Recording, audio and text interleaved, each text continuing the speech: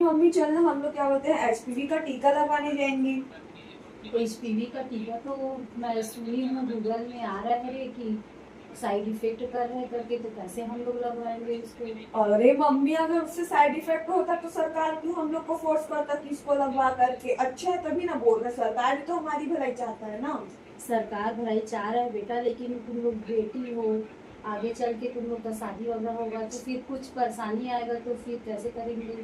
अरे मम्मी ऐसे सब कुछ नहीं होता, लोग अफवाहें फैलाते ही हैं, लोगों का काम ही है बोलना। हमको तो लगवाना चाहिए, जैसे कोरोना में वैक्सीन लगवाए थे तो हम लोग आखिरकार बच गए ना। उसी तरीके से अगर हम इसको लगवाएंगे तो भी तो हम बच ही जाएंगे ना। ठीक बोल रही है, लेकिन हम लोग इसके बारे से किसके साथ पूछेंगे, कौन अरे हमको सही सजेशन देगा। तू क्यों इतना चिंता करती है मम्मी, हमारे पंडरिया के डॉक्टर है ना, हम उनसे बात करके आते हैं। अगर वो बोलेंगे तभी हम लगवाएंगे, वरना हम बिल्कुल नहीं लगवाएंगे, क्योंकि हमको सिर्फ उन पे भरोसा है, किसी और पे नहीं। समझ गई? ठीक है, चल तू जा तैयार हो, मैं भी तैयार होकर आती हूँ, हम लोग कौन से बात करने जाएंगे ना। ठीक है। नमस्ते सर। नमस्ते। सर मैं अपनी गुड़िया को लेके आई थी, अभी एचपीवी टीकाकरण चल रहा है तो जी। ग्रुप में मैं देखी हूँ और हम लोग के विटामिन है उन लोग भी आके हम लोग को बताए हैं जी। कि 14 से 15 साल की लड़कियों को एचपीवी टीका लगेगा वैक्सीन। तो मैं ये पूछना चाह रही थी सर कि जैसे मेरी 2 बेटियां हैं वो हो गई हैं लगवाने के लिए, अच्छा। तो मैं जैसे उसको लगवा रही हूँ तो कुछ साइड इफेक्ट थोड़ी है सर, क्योंकि गूगल में कुछ अफवाहें आ रही हैं कि लगवाने से ही कर रहा है कि कभी मां नहीं बन सकते करके। तो मैं ये जानना चाह रही थी सर कि क्या ये हम लोग लगवा सकते हैं क्या। बिल्कुल लगवा सकते हैं, क्योंकि इस बारे में बहुत पहले से बहुत सारे गायकोलॉजिस्ट हैं जो इसके लोग विशेषज्ञ हैं, वो लोग लगातार इस पर रिसर्च किए हैं। और यह एक सुरक्षा का उपाय है कि एचपीवी वैक्सीन जो है महिलाओं में जो एक गंभीर बीमारी होती है, जो बच्चेदानी की नली में जो कैंसर होता है, उससे बचाव के संबंध में है।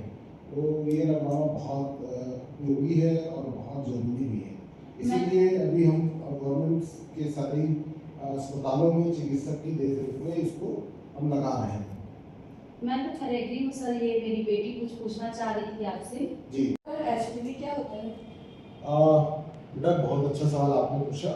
एचपीवी जिसका पूरा नाम है ह्यूमन पेपिलोमा वायरस, और यह वायरस जो है महिलाओं में सर्वाइकल कैंसर जैसी गंभीर बीमारी पैदा करता है। ये कैसे फैलता है? यह स्किन टू स्किन कॉन्टेक्ट से फैलता है और इसलिए इसका बचाव बहुत जरूरी है।